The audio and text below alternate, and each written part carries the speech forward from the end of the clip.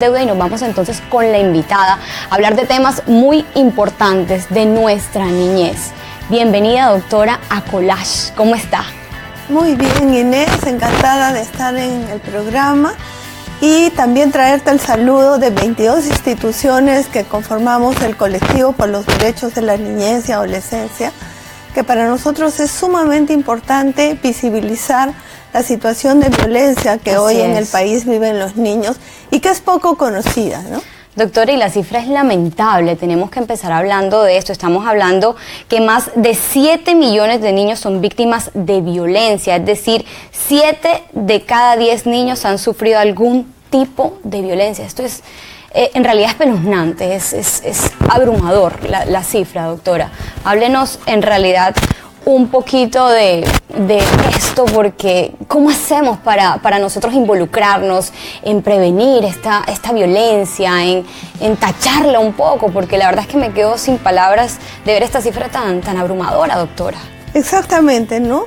Si nosotros hablamos que aproximadamente 7 millones y medio de niños en el país son víctimas de violencia, como tú bien lo señalas, estamos hablando que 7 de cada 10 niños son violentados, y lo peor de todo es que son violentados por sus mismas familias, ¿no? Según la encuesta nacional de ENARES, que son cifras oficiales en el país, aproximadamente el 74% de niñas y adolescentes son víctimas de violencia física, psicológica y sexual, ¿no? Y adicionalmente nosotros tenemos que tener en cuenta de que la ENDES señala también que el 94% de los niños y de las niñas y de los adolescentes en el país también son víctimas de violencia. Pero cuando uno habla de la violencia piensa que, bueno, quien violenta es alguien que está fuera de la familia, que está fuera del hogar, que es una persona totalmente ajena. Sin embargo, esto no es así. La realidad es que las niñas y los niños son presas de la violencia en su casa, en la familia, en la forma de crianza y de trato que los propios padres generalmente aplicamos con nuestros hijos como una medida de corrección para que cambie una conducta, ¿no? Ahí en pantalla estamos viendo algunas de las cifras. Estamos hablando que 21.000 niños de 177 se pueden concretar estas denuncias, es decir, ¿cuántos quedan en la impunidad? Esto es algo también bastante preocupante. 65% son niños y adolescentes mujeres, 35% son niños y adolescentes varones. Esto es espeluznante realmente. Y como usted dice, a veces pensamos que la violencia es externa al círculo familiar, pero lastimosamente estamos hablando que son personas cercanas a la familia. Y bueno, ¿cómo evitar esto, doctora? Porque tenemos que hablar, sí, las cifras son abrumadoras, pero ¿cómo evitar que los niños sigan siendo violentados? Claro, lo que yo quería precisar en relación a esta estadística que das es que estos 21.177 denuncias que se concretan son denuncias que se concretan este año, y que es de enero a septiembre de este año que se concretan estas denuncias. Entonces mira la dimensión. Increíble. Porque es bastante grande, ¿no? Y de estos, los porcentajes proporcionales para niñas y adolescentes y también para varoncitos, niños y adolescentes. Entonces, esto quiere decir que los niños son altamente vulnerables, ¿no? Y es lo que se denuncia. No conocemos lo que no se denuncia, ¿no? ¿Cuánto será, Dios mío?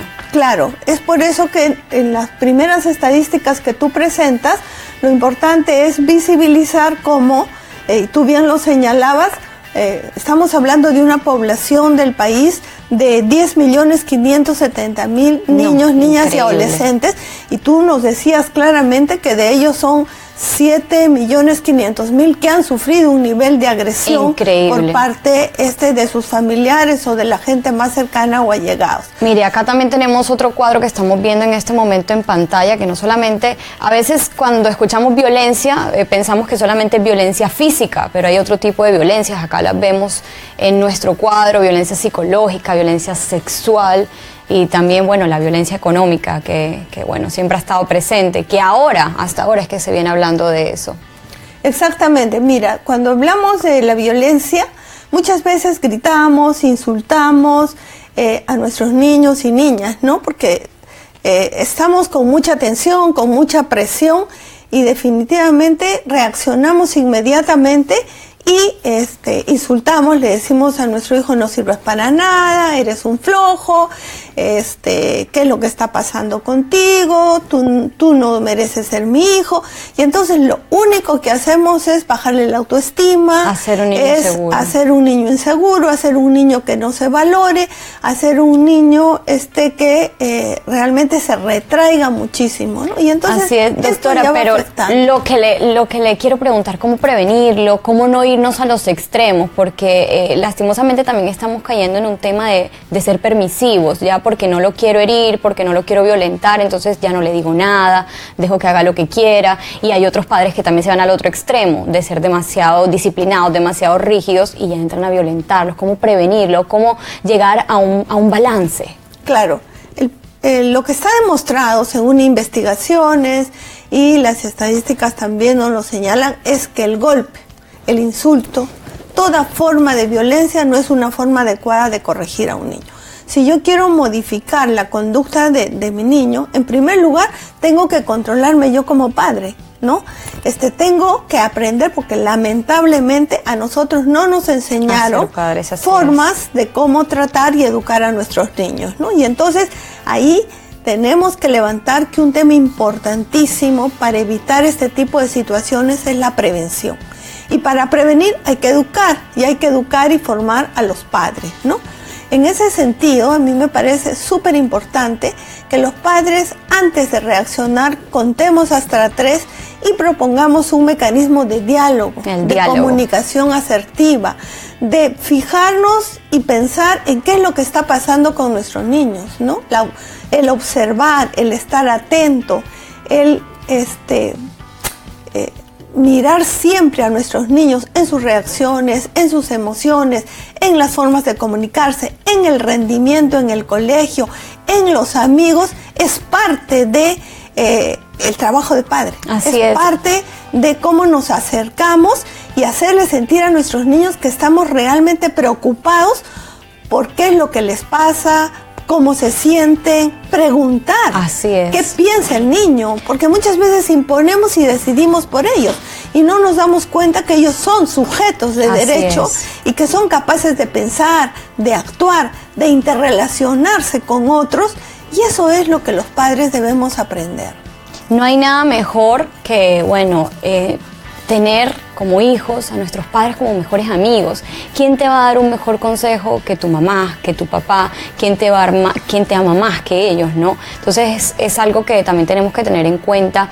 Hay algunos padres por su misma crianza que tienen el pensamiento de que si soy muy cercano a mi hijo, soy muy amigo de mi hijo, esto me va a quitar autoridad o me va a quitar respeto ante él, y al contrario. Usted lo ha dicho, hay que hacer canales de diálogos con los hijos y es súper importante. Yo creo que eso es un mensaje muy claro que nos ha quedado a todos.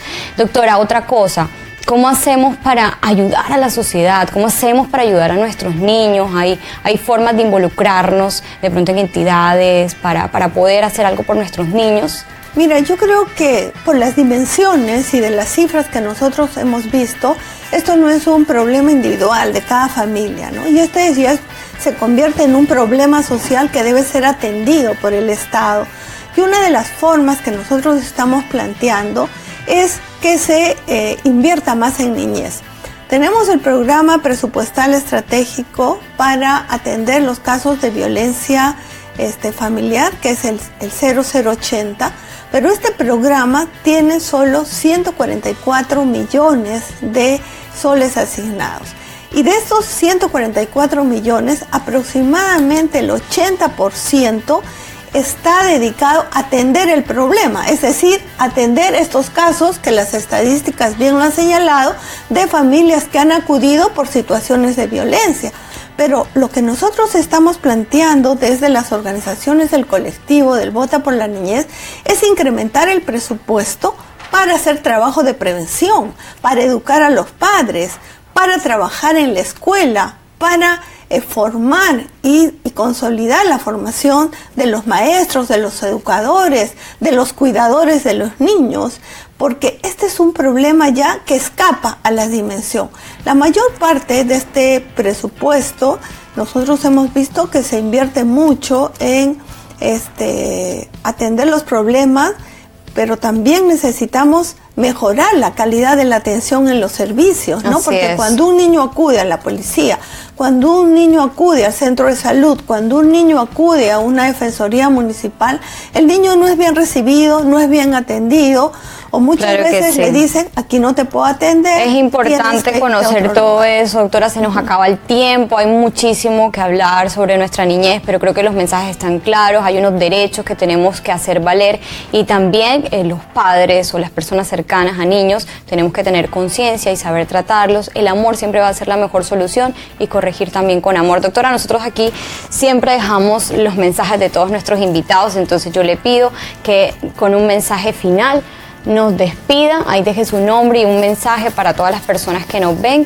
y ahí lo vamos a poner en el arbolito. Como ya se nos está acabando el tiempo, queremos que lo diga ante cámaras, un mensaje corto final, y ya yo posteriormente dejaré el pompón en nuestro arbolito. Recordar que es un árbol que está lleno de muchos mensajes positivos, porque Collage no solamente es un espacio para entretenernos, para ver belleza, para ver moda, sino que las mujeres somos mucho más que eso, y siempre tenemos mensajes positivos para ustedes, que tienen que recordarlos, que tienen que además aplicarlos, porque a todos nos ha servido un poquito, y gracias a todos por los mensajes que nos han dejado, que nos motivan a hacer esto. Doctora, muchas gracias, yo le recibo y voy a poner acá entonces en el arbolito con mucho cariño. Dice que bueno, que mucha felicidad para todos, éxitos, y recordar que la niñez siempre